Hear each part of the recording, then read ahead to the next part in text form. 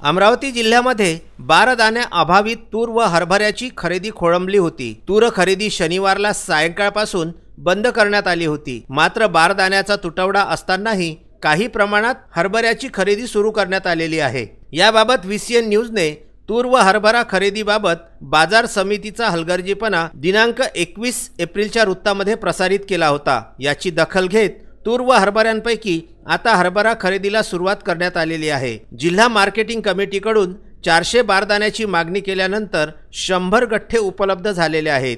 तर काही गोदामांमध्ये जागा नसल्यामुळे सुद्धा काही केंद्रांवर खरेदी बंद आहे। यावर्षी हरभरा खरेदीला सुरुवातीपासूनच विलंब झालेला आहे।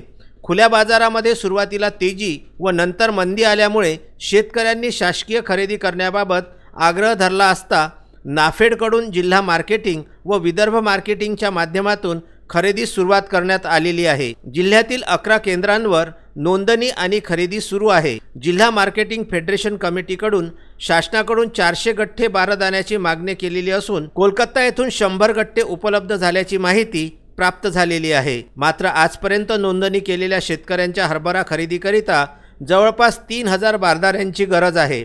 एवढ्या मोठ्या संख्येमध्ये बारदाना केव्हा उपलब्ध होईल हा प्रश्न मात्र निरुत्तरच राहिलेला आहे। VCN bureau, Amravati.